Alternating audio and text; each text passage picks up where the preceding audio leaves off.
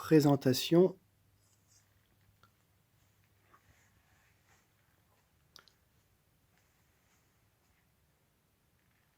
donc de cette lunette pour tour.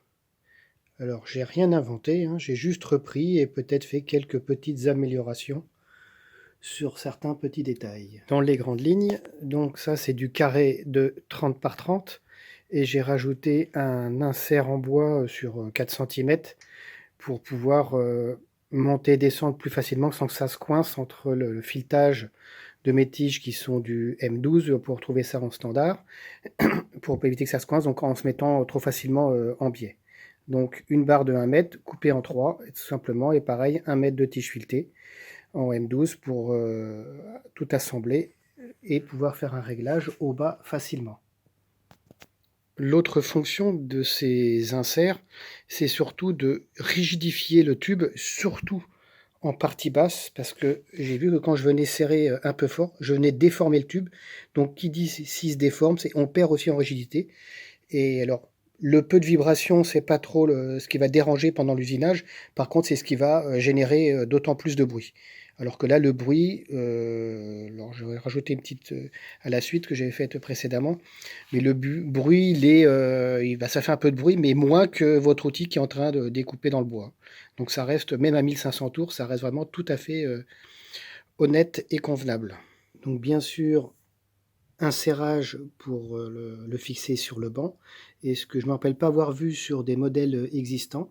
Derrière, j'ai donc fixé juste une petite plaque et un centrage pour faciliter la mise en place et la rapidité des réglages afin que les roulettes, elles, soient toujours parfaitement centrées par rapport à l'axe du tour.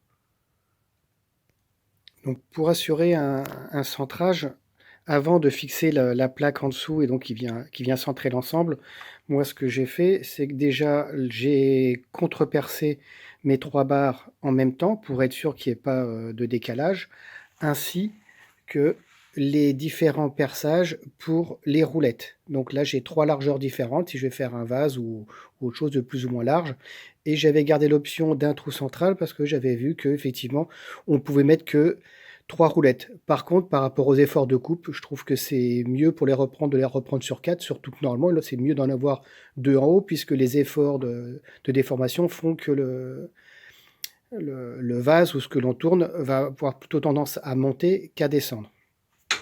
Alors les roulettes, c'est des roulettes de roller en ligne, hein, donc j'ai acheté les 4 en même temps, ainsi que les 8 roulements qui y vont, puisqu'il y en a 2 par roulette. Donc c'est là où ça a son importance par rapport au serrage, c'est que j'ai donc une grande tige, et le serrage, j'ai pas un serrage entre cet écrou et la tête de vis qui est là, mais le serrage n'est bien que sur de part et d'autre du profilé acier, pour qu'il n'y ait pas d'effort transversal sur les roulements et qu'ils vieillissent d'une manière prématurément. Donc une fois que vous avez tout percé, assemblé, donc mis les petits inserts en bois, tout monté, avant même de coller, visser, coller ce que j'ai fait là, la plaque de centrage, je l'ai donc monté.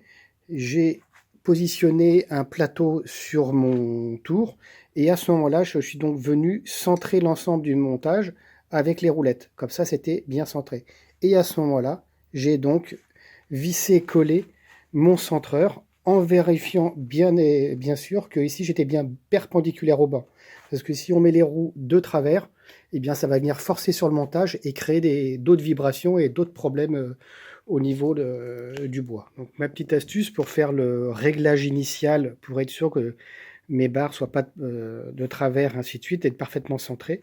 J'ai donc un petit niveau que j'avais posé sur la barre pour mes réglages de départ. Je vais me mettre de ce côté-là voilà, pour éviter les reflets. Donc j'ai mis là pour être sûr de régler quand je fais mon centrage, que ce soit donc parfaitement horizontal.